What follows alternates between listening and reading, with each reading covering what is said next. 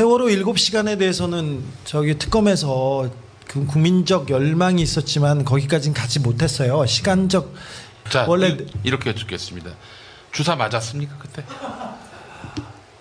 제가 그 부분 가지고 계속해서 쫓아다녔는데 박근혜 씨한테 주사를 놓은 사람, 얼굴에 주사를 놓은 사람이 여러 명 있습니다.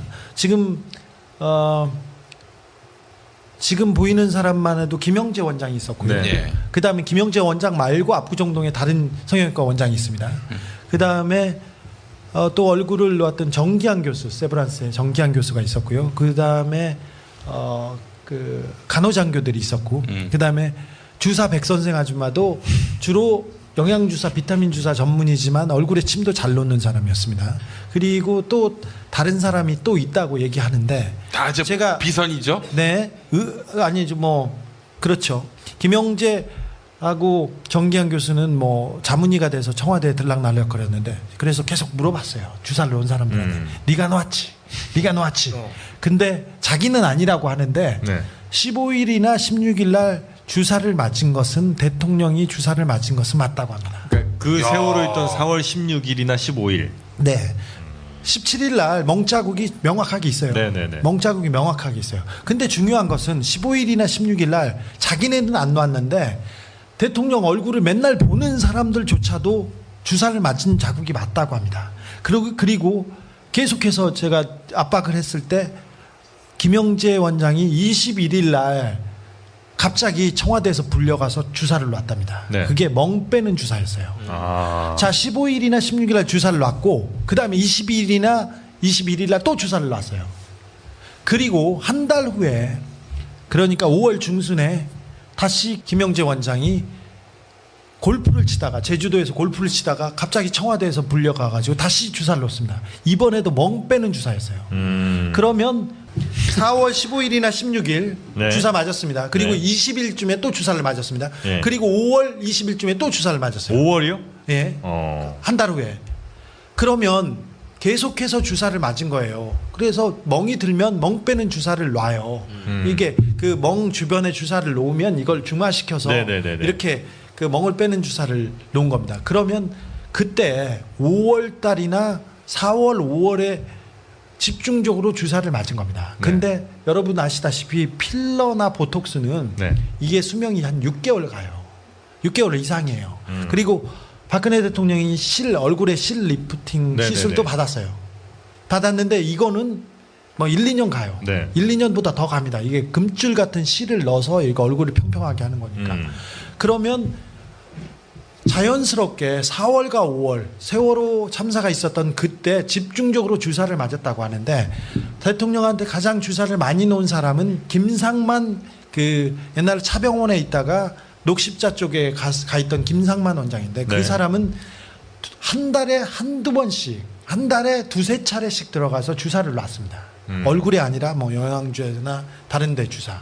근데 그분의 알리바이를 따져보면 분명히 세월호가 있었던 4월과 5월에 주사를 놓으러 가지 않아요.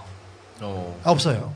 그리고 김영재 원장도 그분의 알리바이를 따져보면 4월 16일 날 주사 놓지 않았어요. 그렇게 보면 이 사람들 말고 정기환 교수는 그때 광주에 학회에 있었어요. 그러니까 우리가 아는 의사들 말고 다른 의사가 또 있었어요. 그런데 한 달에 서너 번 이렇게 적어도 서너 번씩 주사를 맞을 정도의 그거는 아까 필러 보톡스 실이 아니고 이건 줄기세포일 가능성이 큽니다. 줄기세포는 배양을 해야 되기 때문에 네네네. 그때 놓아야 돼요. 그때. 그러니까 맞는 사람의 필요가 아닌 배양이 됐을 때. 자, 4월 16일 같은 경우 보통 때 같으면 이렇게 야 난리가 났으니까 내일 맞자. 그렇겠죠. 예. 나중에 맞자 이렇게 할 수 있잖아요. 그래야 정상이잖아요. 네네. 근데 그날 맞아야 되는 이유가 있었던 거죠. 줄기세포 특별히 저는 의심하고 있는 게 차병원인데 네. 차병원에서 갑자기 제대열 그러니까 아이들을 네네네네네. 낳았을 때 태반과 뭐 네네. 제대열을 보관해 놓는데 그거를 차광열 회장이나 가족들이 우리가 맞았다 이렇게 손을 들었는데 네네. 굉장히 의외죠. 제대열이 없는데 우리가 맞았다. 내가 맞았다. 이렇게 얘기했는데 지금 제가 의심하고 있는 것은 대통령한테 주사를 놓은 사람들이 계속 제가 물어보고 얘기하고 그래서 그 사람들이 얘기하는 건 가장 큰 가능성은 주사를 맞았을 것이다. 그때 주사는 재대열일 가능성이 크다. 이렇게 보고 있습니다. 그 의사들은. 그 주사는 시간이 굉장히 오래 걸리나 봐요. 당일에 맞는 시간이 오래 걸립니까? 주사를 놓는 시간은 별로 그 오래되지 않았을 가능성이 큰데 그때 또 뭐 다른 그 주사를 그냥 맞는 게 아니라 그 마취라든가 아니면 프로포폴이라든가 이런 거하고 같이 가면 좀 시간이 길어질 수 있죠. 그날은 수요일은 대통령이 직무를 안 보는 날이었어요. 우리나라 뭐 주 5일제인데 대통령은 주 3일, 4일 이렇게밖에 일을 안 했는데 그날 수요일은 미용사한테 오지 말라고 해서 미용사가 자기 남편한테 내일은 쉰대 뭐 이렇게 이런 문자가 있어요. 특검 수사 기록을 보면 그래서 미용사가 들이지 않았고 그 누구만 와서 주사를 놨거나 아니면 그 대통령이 그 자기만의 시간을 가졌는데 누구도 이분이 자면 누구도 깨우지 않았다고 해요. 윤 전 주가 조금 한 얘기를 이렇게 유추해 보면 전쟁이 일어나지 않는 한 자면 못 깨웠다고 합니다. 잠을 잘 못 잤고요. 밥도 잘 못 먹고 그런 그 대통령의 좀 특성이 있었는데 그냥 잠을 못 자서 안 깨웠다 이걸로는 설명하지 못하는 부분이 있습니다. 근데 다른 의사들은 15일이나 16일 날 주사를 맞았을 가능성이 크다고 얘기합니다. 그 혹시라도 이제 재대열 관련돼서 뭐 모르시는 분들도 계실 것 같아서 보통 이제 그러니까 아이를 낳고 재대열을 이제 개인적으로 보관하시는 뭐 한 100만 원 이상 이렇게 내서 개인적으로 보관하시는 분들도 있고 아니면 연구용으로 기증하시는 분들이 계신데 그렇죠. 그 연구용으로 기증하실 때는 그게 반드시 연구용으로만 쓰여야 되는데 일부 가끔 이제 무슨 병원장이라든지 뭐 이런 사람 통해서 그 재대열 주사가 좋다고 이제 맞는 사람들이 있죠. 네. 그게 오로지 미용 용도입니까? 누구에 따라 다르죠. 재대열은 맞을 수가 없어요. 연구 목적이 아니면 맞을 수가 없는데 최순실 씨가 PRP라고 자기 피를 뽑아서 혈소판을 어떻게 조작하고 해가지고 다시 넣는 그런 미용 시술에 굉장히 시술의 재미를 봤어요. 근데 그것보다 조금 더 높고 비싼 게 높은 단계가 줄기세포예요. 줄기세포에서 가장 비싸고 아무나 받을 수 없는 그 단계가 재대열입니다. 보통 일본 가서 많이 맞았어요. 그렇죠. 재대열은 아니고 줄기세포를 일본에서 맞죠. 우리나라에서 맞는 거는 이거 자체가 의료법 위반입니다. 근데 힘있고 돈 있는 사람들은 다 맞았습니다. 제가 취재하기로는 이명박 대통령도 주변 사람들도 다 맞았고요. 뭐 최순실 씨와 박근혜 씨도 맞았다고 지난번에 TV 프로그램에서 어떤 그 바이오 회사 알바이오 회사에서 나왔었죠. 네. 이명박 전 대통령이 그래서 얼굴이 팽팽해요. 피부가 너무 빛이 나. 예. 예. 너무 빤빤해. 그게 그래서 개고기 덕분인가 했더니 그게 아니라 재대열 덕분이 가능성이. 주사를 지속적으로 맞는 걸로 저는 알고 있습니다. 아 진짜 짜증난다. 그러면 결국에는 그 4월 16일에는 주사를 맞았을 그 전날 밤이든 해서 네, 맞았을 확률이 대단히 높고 네, 근데 그렇습니다. 청와대 경례입니까? 바뀝니까? 그게 청와대 압수수색을 통해서 밝혀질 거라고 생각했는데 그 부분이 수사가 안 돼서 세월호의 비밀이 조금 미뤄지는 진실이 아니, 저한테 밝혀지지 개인적으로 얘기하신 게 있잖아요. 개인적으로 얘기한 거는 있는데 개인적으로 얘기하는 거는 있는데 어떤 역술인이 자기가 박근혜 대통령과 정윤회 씨와 같이 있었다고 주장하는 사람이 있어요. 근데 어디까지 이게 좀 밝혀보고 싶어요. 밝혀보고 싶은데 특검 수사가 지금 기한이 다 차서 못했는데 특별법이나 다른 특검을 통해서 세월호에 대한 진상은 규명돼야 된다고 저는 생각하고 혹시 있습니다. 우리 기자님께서는 이제 뭐 여러 해 동안의 어떤 취재라든지 아니면 여러 정황들을 미루어 볼 건데 사실은 뭔지 모르지만 대략 16일에 박근혜 대통령은 뭘 하고 있었다고 상식적으로 추론을 하세요?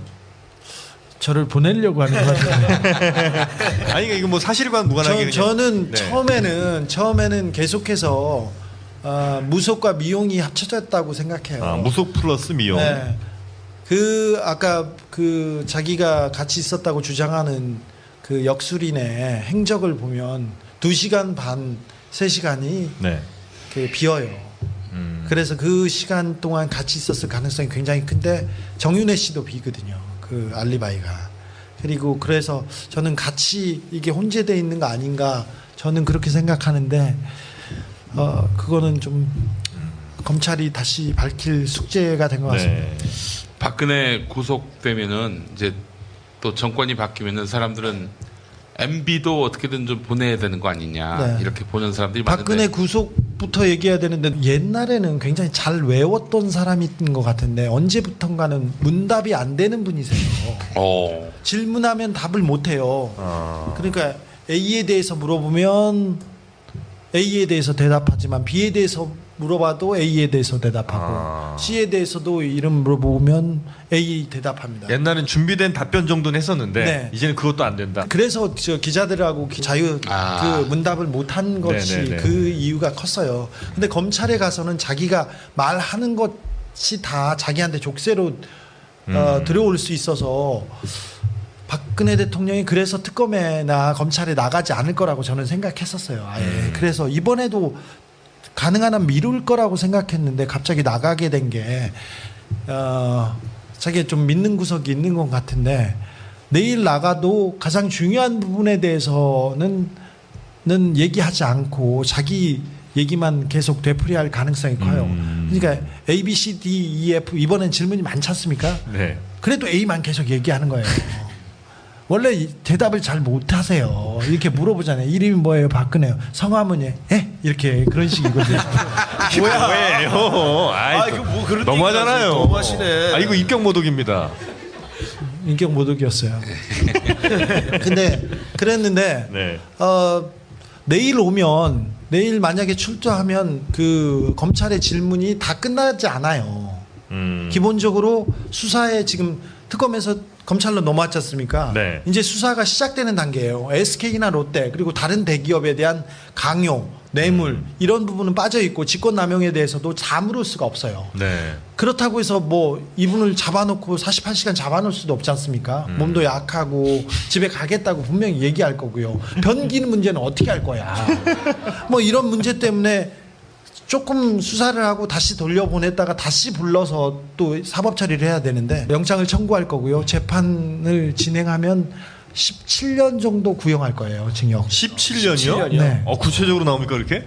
네, 뭐 지금 혐의 따져보면 오. 네. 그 정도. 7년이면 지금 박근혜가 올해 나이가 67이에요. 네네. 그러면 80 넘어야 나올 수 있다. 그래서 지금 올림머리 연습하시겠죠. 혼자 올리시는 거. 그런데 수사가 좀 마무리가 되고 그 다음에 진행을 하는데 구속영장을 검찰이 직접 청구하지 않고 네. 재판부로 넘기는 그런 수순이 있어요. 그러니까 구속될 사안이나 재판부한테 이렇게 일임하겠다 그래서 재판부에서 구속하는. 근데 구속은 기정사실입니다. 기정사실입니까? 네. 이미 낳은 혐의가 너무 커요. 너무 크고 증거들이 너무 많습니다. 증인들도 그렇고. 저희가 만난 무속인은 구속까지는 안 갈 거라고 그랬거든요. 아직도 점쟁이한테 물어보고 그래. 근데 지난번 최승희가 7대2라고 아니 그 정확하게 맞췄어요. 뭐냐면 이것도 말씀을 드려야 되나? 아직도 무속인 이렇게 최순실 꼴 나고 싶어. 그런 거 저 빅데이터라고 얘기해. 빅데이터 전문가라고 얘기해. 아니 점이 빅데이터냐?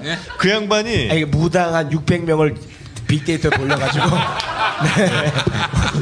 무속인은 빅데이터 맞네 그건. 네. 무속인이 뭐라고 그랬냐면 탄핵이 힘들게 된다고 그랬어요. 힘들게 된다고 했는데 우리가 그걸 듣고 그러면 6대인가요? 이렇게 한 거예요. 네, 저희가. 그랬는데 사실은 탄핵 사유가 생각보다 많이 적용이 안 됐잖아요. 네, 그런 거를 이제 맞췄다는 거지. 뭐야 그게. 네. 여튼 그래서 구속은 뭐 기정사실이고. 기정사실인데 검찰이 직접 그 손에 피를 안 묻히고 재판부에 넘길 가능성도 크고요. 그리고 뭐 대선에서 가장 큰 변수가 대통령 구속이 될 가능성이 커서 그 부분을 조금 피해가지 않을까. 이후로. 네. 그러나 뭐 수사 과정상 그리고 검찰이 지금껏 해온 대로 하면 구속이 맞습니다. 그것도 당장 구속이 맞는데 당장 구속은 피하고 조금 시간을 벌어주고 여유를 주고 그다음에 대선에 조금 변수를 줄이지 않을까 그렇게 생각합니다. 유력 대선 후보와 혹시 훗날에 대해서 합의를 할 가능성은 사면해주는 뭐 그건 지금 불가능합니다. 누가 얘기를 하던 그거는 엄청난 정치적 역풍으로 다가오기 때문에 검찰에서는 묻고 싶을 거예요. 너희들이 원하는 뭐에 대해서. 사실 그런 내용을 타진하기도 했다고 하는데 그런데 그거는 뭐 국민들의 여론을 살피겠죠. 김진태 후보랑은 그래도 좀 빅딜이 좀 이루어지지 않겠습니까? 김진태 후보하고요. 네. 뭐에 대해서? 태극기에 대해서? 사면은 해주겠다고. 태극기 매듭에 대해서? 네. 우병우는 혹시 뭐 못 건듭니까? 우병우는 잡힐 거예요. 아 잡힙니까? 네. 못 잡는다던데. 아닙니다. 괜찮습니다. 누가 못 잡는데 점쟁이가? 문제가 뭐냐면요. 근데 문제가 뭐냐면은 우병우가 임명한 사람들이 검찰총장과 그 다음에 이영렬 서울지검장, 네. 그 다음에 노승권 차장. 네. 지금 이 사건을 쥐고 있는 핵심 라인이 우병우의 오른팔인지라고 할 수도 있습니다. 근데 오른손잡이 부인할 거야. 자기네들은 아니라고. 네네네. 그러면 근데 왼손 왼발 정도는 되는 사람들이어서 그 사람들이 수사를 못했어요. 사실은 특별수사본부가 꾸려지고 그 사람들이 성과가 있어서 그걸 가지고 특검에서 엄청 잘한 거거든요. 네. 근데 그때 우병우에 대한 수사는 없었어요. 그래서 우병우에 대한 수사를 어떻게 할까 그러는데 사실은 검사들이 우병우에 대한 수사는 되게 꺼렸어요. 그래서 이 특검 수사를 하면서 전체적으로 나오던 부분을 하나씩 둘씩 계속 모아서 굉장히 방대하게 로우 데이터를 쌓아놓은 상태에서 영장을 쳤는데 그게 기각됐거든요. 네네. 근데 이게 순리상 그렇게 갈 수밖에 없습니다. 갈 수밖에 없습니다. 그때도 특검에서도 그런 얘기 했었어요. 지금 이렇게 깔끔하게 죽는 게 너가 사는 거다. 그렇지 않으면 지저분하게 정말 칼로 한 방에 끝날 거를 몽둥이로 맞아서 이렇게 끝나는 그런 상황이 될 건데 권력의 속성상 검찰의 속성상 우병우는 몽둥이로 맞아서 이렇게 가게 돼 있습니다. 자, 마지막 질문 하나만 더 드리고 우리 정리해야 될 것 같은데 우리 주진우 기자님이 이명박을 구속시킬 카드를 갖고 있다. 분명히 구속됩니까? 검찰이 이게 수사를 하기만 하면 제가 지금껏 취재해온 바로는 우리 각하께서는 돈에 대해서는 모자람이 없구나 또 물러섬이 없잖아요. 네. 그래서 돈을 깊이 안 숨겼어요. 깊이 숨기는 데는 돈이 들거든요. 그래서 위에 잠깐 뭐 모래만 이렇게 깔아놓고 살짝 놨어요. 그래서 많은 돈을 금방 회수해 올 수 있어요. 아 그래요? 시간이 너무 지난 거 아닙니까? 아니요. 시간이 지나고 또 지금 이렇게 보면 이명박이 굉장히 대단한 놈이구나 이런 생각이 들어요. 정말 그렇게 농단을 지 멋대로 해놓고 그 돈에 대한 끝없는 탐욕. 주변 사람들이 다 감옥 가도 그래도 돈을 뺐고 에리카 김 어떤 사이였어. 둘이 죽고 못 사는 사이였잖아요. 근데 그런 사람한테 그 동생을 감옥에 보냈지 않습니까? 네. 감옥에 보냈어요. 김경주 씨가 감옥에 갔는데 그래서 돈이 김경주 씨한테 있었어. 네. 자, 돈 내놓고 그러면 너도 봐주고 김경준도 봐주겠다. 그래서 돈을 받았어요. 이명박 각하 쪽에서 네네. 돈을 받았는데 안 빼주고 있잖아요. 얼마나 대단해. 얼마나 더러워. 그런데 이명박 대통령 여기저기 흔적이 너무 많아요. 기본적으로 뭐 자원외교 같은 경우도 투자공사들이 있고요. 석유공사 뭐 그다음에 무슨 개발 무슨 광물자원공사 다 공사를 통해서 어떤 회사에 돈을 줬지 않습니까? 근데 그 회사는 다 깡통이었고요. 깡통 광산, 깡통 유전이었어요. 그런데 갑자기 아무 문제가 없는 것처럼 털고 나왔지 않습니까? 근데 그 사들인 회사 그리고 투자한 광산 여기를 뒤져보면 이명박의 흔적들이 다 있어요. 주변 사람들이. 그래서 그 사람들을 하나씩 둘씩 소송하고 문제 삼고 그러면 금방 찾아올 수 있어요. 지금껏 아무것도 안 했기 때문에 이분이 지금껏은 박근혜 시대였잖아요. 그리고 이명박이 깔아놓은 고속도로에 박근혜 대통령 거기서 주사만 맞았을 뿐인데 그래서 다른 거는 관심 없었어요. 김기춘이 우병우가 최순실을 몰랐어요. 몰랐으면 바보 아니면 멍청이에요. 보세요.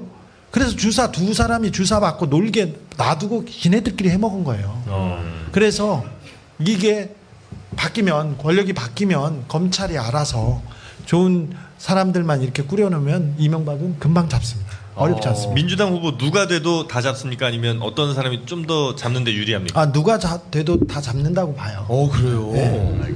이게 또 이명박을 잡으면 이명박에 숨겨둔 굉장히 큰 재산들을 다 환수할 수 있어요. 그러면 우리 복지에 굉장히 큰 돈이 그 정도예요? 네. 우리 호주머니에 몇백만 원씩 돈 1,000만 원씩 들어올 가능성이 있어요. 네. 이명박을 잡는 거는 우리가 돈 벌고 부자가 되는 일이기 꼭 해야죠. 요즘 MB는 어떻게 지내요? MB가 굉장히 작년까지만 해도 굉장히 활기찼어요. 네. 내가 그 어디 막 돌아다닐 때마다 내가 쫓아갔는데 좋았어요. 그런데 반기문 후보가 그 추락하면서부터 네. 풀이 죽어가지고 이명박 대통령 주변 사람들이 그때 청와대 관료들이나 같이 이명박 정부 때 한 자리씩 했던 사람들이 다 모여서 이동관 포함. 네, 맨날 회의했었는데 네. 반기문 아웃되면서 걔네들도 이게 조금 스텝이 꼬였어요. 그러다가 황교안이 계속 그 자리를 가지고 있었지 않습니까? 네네네. 한견도 나가 떨어졌지 않습니까? 네. 그래서 마음 줄 데가 없어요. 마음 줄 데가 없어요. 있는 사람이 지금 홍준표하고 김진태 나왔잖아요. 그래서 그 사람들도 사실 패닉이에요.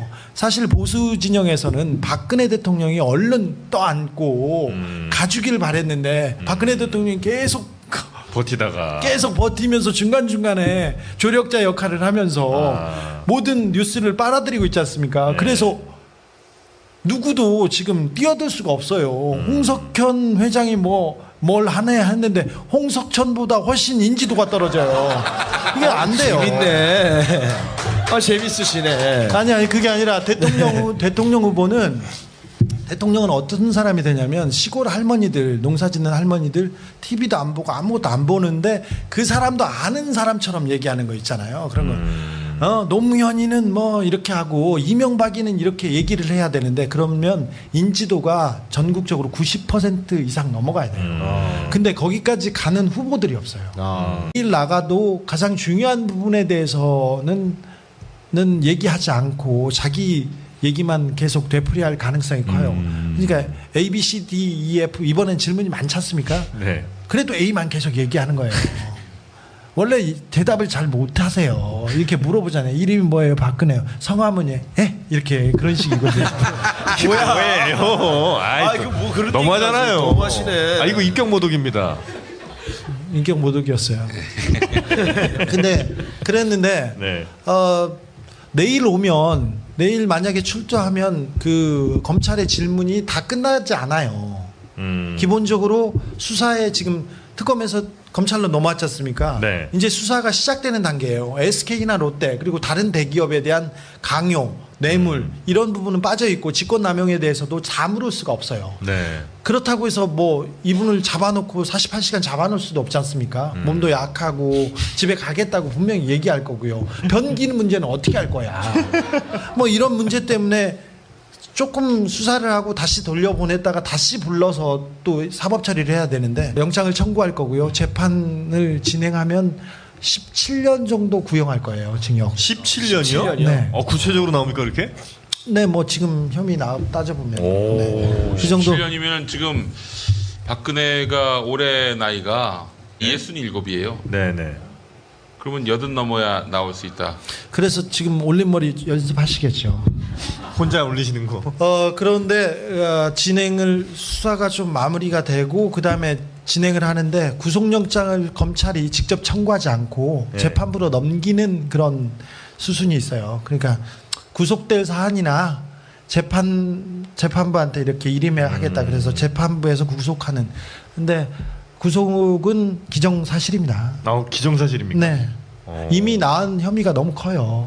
너무 크고 증거들이 너무 많습니다. 증인들도 그렇고. 저희가 만난 무속인은 구속까지는 안 갈 거라고 그랬거든요. 아직도 점쟁이한테 물어보고 그래? 근데 지난번 최승희가 7대2라고 아니 그 정확하게 맞췄어요. 뭐냐면 아, 이것도 말씀을 드려야 되나? 아직도 무속인 이렇게 최순실 꼴 나고 싶어. 그런 거 저 빅데이터라고 얘기해. 빅데이터 전문가라고 얘기해. 아니, 점이 빅데이터냐? 예? 그 양반이 아니, 무당한 600명을 빅데이터 돌려가지고 무속인은 빅데이터 처음부터 맞네 그건. 네, 무속인이 뭐라 그랬냐면 탄핵이 힘들게 된다고 그랬어요. 힘들게 된다고 했는데 우리가 그걸 듣고 아 그러면 6대인가요? 이렇게 한 거예요 네, 저희가. 그랬는데 사실은 탄핵 사유가 생각보다 많이 적용이 안 됐잖아요. 네, 그런 거를 이제 맞췄다는 거지. 뭐야 그게. 네. 여튼 그래서 구속은 뭐 기정사실이고. 기정사실인데 예, 검찰이 직접 그 손에 피를 안 묻히고 재판부에 넘길 가능성도 크고요. 그리고 뭐 대선에서 가장 큰 변수가 대통령 구속이 될 가능성이 커서 네. 그 부분을 조금 피해가지 않을까. 이후로. 예. 그러나 뭐 수사 과정상 네.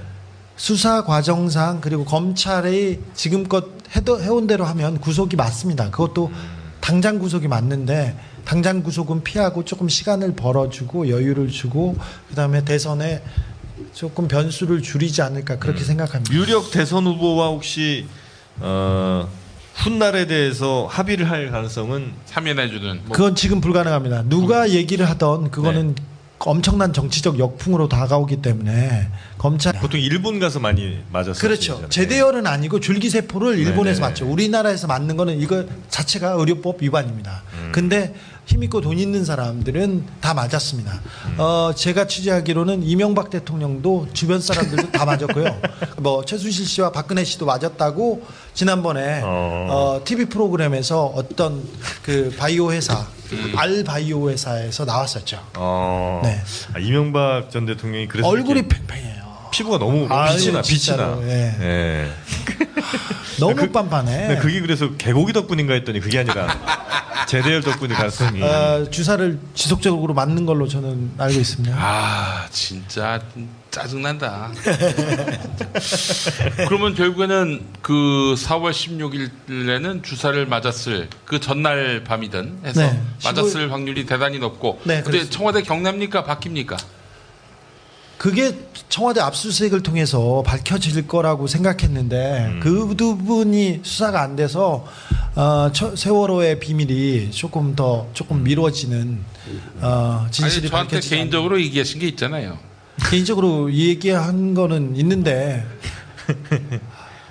개인적으로 얘기하는 거는 있는데 어떤 역술인이 자기가 박근혜 대통령과 정윤회 씨와 같이 있었다고 주장하는 사람이 있어요. 근데 어디까지 이게 좀 밝혀보고 싶어요.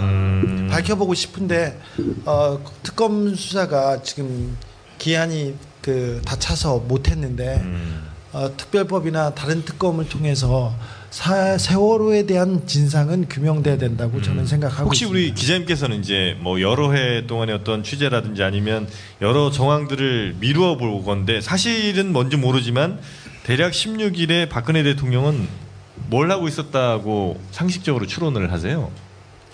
저를 보내려고 하는 것 같은데 아니 이거 뭐 사실과는 무관하게 저는 네. 처음에는 계속해서 무속과 미용이 합쳐졌다고 생각해요. 무속 플러스 미용. 네. 아까 자기가 같이 있었다고 주장하는 그 역술인의 행적을 보면 2시간 반, 3시간이 네. 비어요.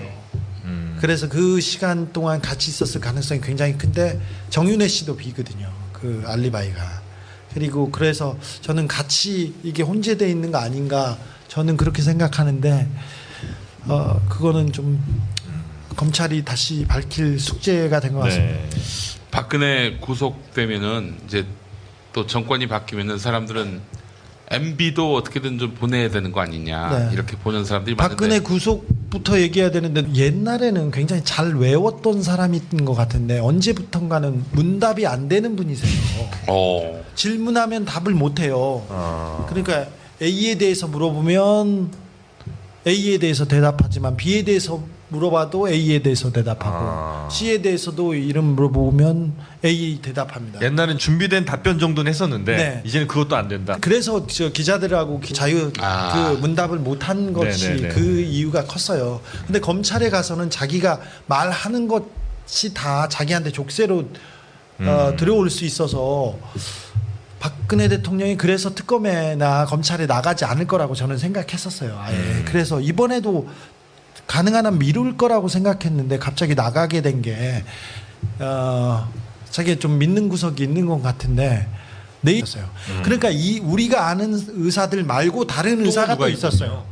그런데 한 달에 서너 번 이렇게 적어도 서너 번씩 주사를 맞을 정도의 그거는 아까 필러 보톡스 실이 아니고 이건 줄기세포일 가능성이 큽니다. 줄기세포는 배양을 해야 되기 때문에 네네네. 그때 놓아야 돼요.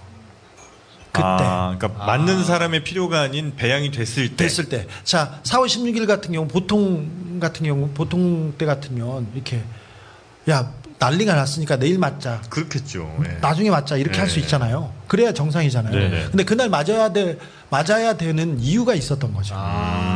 줄기세포 특별히 저는 의심하고 있는 게 차병원인데 네. 차병원에서 갑자기 제대열 그러니까 아이들을 네네네네네. 낳았을 때 태반과 뭐 네네. 제대열을 보관해 놓는데 그거를 차광열 회장이나 가족들이 우리가 맞았다 이렇게 손을 들었는데 네네. 굉장히 의외죠. 제대열이 없는데 우리가 맞았다. 내가 맞았다. 이렇게 얘기했는데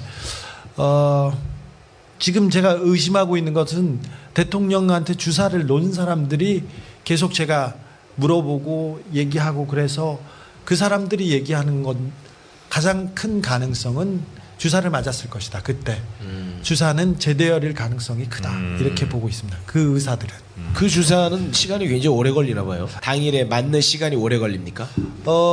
주사를 놓는 시간은 별로 그 오래되지 않았을 가능성이 큰데 그때 또 뭐 다른 그 주사를 그냥 맞는 게 아니라 그 마취라든가 아니면 프로포폴이라든가 이런 거하고 같이 가면 좀 시간이 길어질 수 있죠. 그날은 수요일은 대통령이 직무를 안 보는 날이었어요. 우리나라 뭐 주 5일제인데 대통령은 주 3일, 4일 이렇게밖에 일을 안 했는데 그날 수요일은 미용사한테 오지 말라고 해서 미용사가 자기 남편한테 내일은 쉰대 뭐 이렇게 이런 문자가 있어요. 특검 수사 기록을 보면 그래서 미용사가 들이지 않았고 그 누구만 와서 주사를 놨거나 아니면 그 대통령이 그 자기만의 시간을 가졌는데 누구도 이분이 자면 누구도 깨우지 않았다고 해요. 윤 전 주가 조금 한 얘기를 이렇게 유추해 보면 전쟁이 일어나지 않는 한 자면 못 깨웠다고 합니다. 잠을 잘 못 잤고요. 밥도 잘 못 먹고 그런 그 대통령의 좀 특성이 있었는데 그냥 잠을 못 자서 안 깨웠다 이걸로는 설명하지 못하는 부분이 있습니다. 근데 다른 의사들은 15일이나 16일 날 주사를 맞았을 가능성이 크다고 얘기합니다. 그 혹시라도 이제 제대율 관련돼서 뭐 모르시는 분들도 계실 것 같아서 보통 이제 태아를 그러니까 아이를 낳고 제대율을 이제 개인적으로 보관하시는 뭐 한 100만 원 이상 이렇게 내서 개인적으로 보관하시는 분들도 있고 아니면 연구용으로 기증하시는 분들이 계신데 그렇죠. 그 연구용으로 기증하실 때는 그게 반드시 연구용으로만 쓰여야 되는데 일부 가끔 이제 무슨 병원장이라든지 뭐 이런 사람 통해서 그 제대율 주사가 좋다고 이제 맞는 사람들이 있죠. 네. 그게 오로지 미용 용도입니까?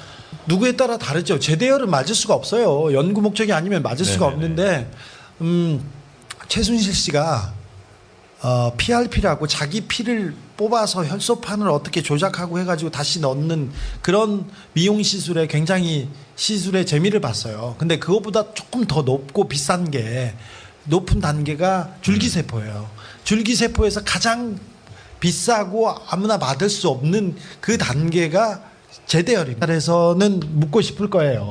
너희들이 원하는 뭐에 대해서 사실 그런 내용을 타진하기도 했다고 하는데 그런데 그거는 뭐 국민들의 여론을 살피겠죠. 김진태 후보랑은 그래도 좀 빅딜이 좀 이루어지지 않겠습니까? 김진태 후보하고요. 네. 뭐에 대해서? 태극기에 대해서? 사면 해주겠다고. 태극기 매듭에 대해서? 네. 우병우는 혹시 뭐 못 건듭니까? 우병우는 잡힐 거예요. 아 잡힙니까? 네. 못 잡는다던데. 아닙니다. 괜찮습니다.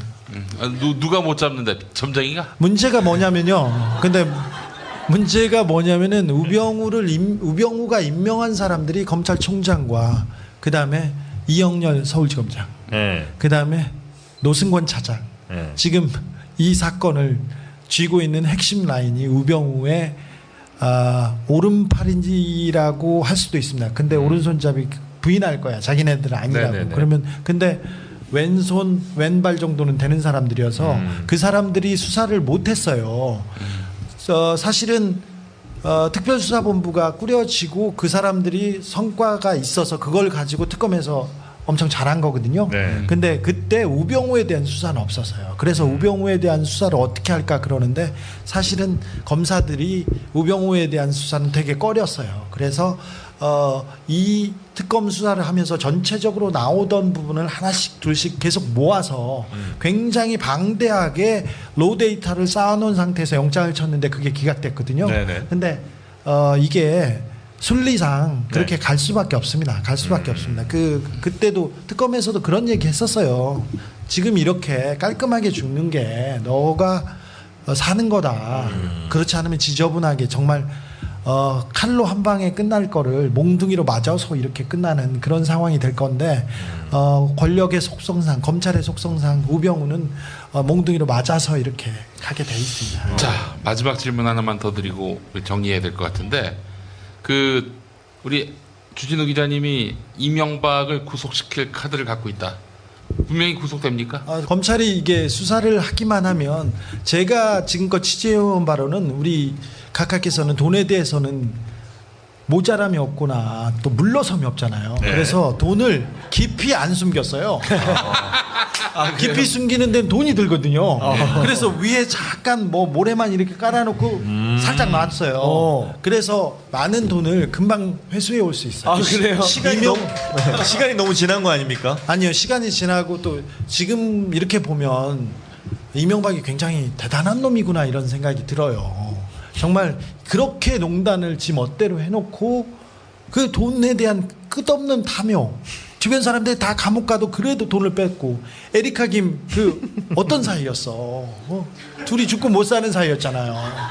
근데 그런 사람한테 그 동생을 감옥에 보냈지 않습니까? 네. 감옥에 보냈어요. 김경준 씨가 감옥에 갔는데 그래서 돈이 김경준 씨한테 있었어. 네. 자, 돈 내놓고 그러면 너도 봐주고 김경준도 봐주겠다. 그래서 돈을 받았어요. 네. 이명박 각하 쪽에서 네네. 돈을 받았는데 안 빼주고 있잖아요. 얼마나 대단해. 얼마나 더러워. 그런데 이명박 대통령 여기저기 흔적이 너무 많아요. 기본적으로 뭐 자원외교 같은 경우도 투자공사들이 네네네. 있고요. 석유공사, 뭐 그다음에 무슨 개발, 무슨 광물자원공사 다 공사. 세월호 7시간에 대해서는 저기 특검에서 그 국민적 열망이 있었지만 거기까지는 가지 못했어요. 시간적. 자, 원래 이렇게 여쭙겠습니다. 주사 맞았습니까 그때? 제가 그 부분 가지고 계속해서 쫓아다녔는데 박근혜 씨한테 주사를 놓은 사람, 얼굴에 주사를 놓은 사람이 여러 명 있습니다. 지금 보이는 사람만 해도 김영재 원장이 있었고요. 네. 그다음에 김영재 원장 말고 압구정동에 다른 성형외과 원장이 있습니다. 그다음에 또 얼굴을 놓았던 정기환 교수, 세브란스의 정기환 교수가 있었고요. 그다음에 그 간호장교들이 있었고, 그다음에 주사 백 선생 아줌마도 주로 영양주사, 비타민 주사 전문이지만 얼굴에 침도 잘 놓는 사람이었습니다.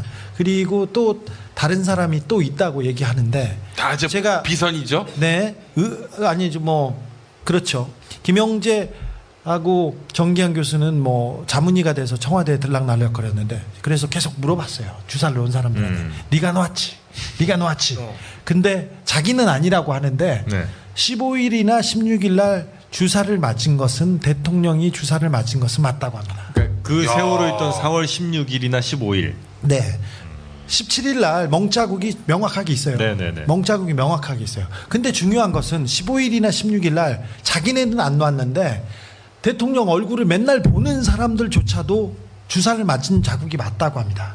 그리고 계속해서 제가 압박을 했을 때 김영재 원장이 21일 날 갑자기 청와대에서 불려가서 주사를 놨답니다. 네. 그게 멍 빼는 주사였어요. 아. 자, 15일이나 16일 날 주사를 놨고 그다음에 22일이나 21일 날 또 주사를 놨어요. 그리고 한 달 후에 그러니까 5월 중순에 다시 김영재 원장이 골프를 치다가 제주도에서 골프를 치다가 갑자기 청와대에서 불려가 가지고 다시 주사를 놓습니다. 이번에도 멍 빼는 주사였어요. 그러면 4월 15일이나 16일 네. 주사 맞았습니다. 그리고 네. 20일쯤에 또 주사를 맞았습니다. 네. 그리고 5월 20일쯤에 또 주사를 맞았어요. 5월이요? 예. 한 달 후에. 그러면 계속해서 주사를 맞은 거예요. 그래서 멍이 들면 멍 빼는 주사를 놔요. 이게 그 멍 주변에 주사를 놓으면 이걸 중화시켜서 네네네네. 이렇게 그 멍을 빼는 주사를 놓은 겁니다. 그러면 그때 5월 달이나 4월, 5월에 집중적으로 주사를 맞은 겁니다. 근데 여러분 아시다시피 필러나 보톡스는 네. 이게 수명이 한 6개월 가요. 6개월 이상이에요. 그리고 박근혜 대통령이 얼굴에 실 리프팅 네네네. 시술도 받았어요. 받았는데 이거는 뭐 1, 2년 가요. 네. 1, 2년보다 더 갑니다. 이게 금줄 같은 실을 넣어서 이거 얼굴을 평평하게 하는 거니까. 그러면 자연스럽게 4월과 5월 세월호 참사가 있었던 그때 집중적으로 주사를 맞았다고 하는데 대통령한테 가장 주사를 많이 놓은 사람은 김상만 그 옛날 차병원에 있다가 녹십자 쪽에 가 있던 김상만 원장인데 그 네. 사람은 한 달에 한두 번씩 한 달에 두세 차례씩 들어가서 주사를 놨습니다. 얼굴이 아니라 뭐 영양제나 다른 데 주사. 근데 그분의 알리바이를 따져보면 분명히 세월호가 있었던 4월과 5월에 주사를 놓으러 가지 않아요. 없어요. 그리고 김영재 원장도 그분의 알리바이를 따져보면 4월 16일 날 주사 놓지 않았어요. 그렇게 보면 이 사람들 말고 정기환 교수는 그때 광주에 학회에 있어요.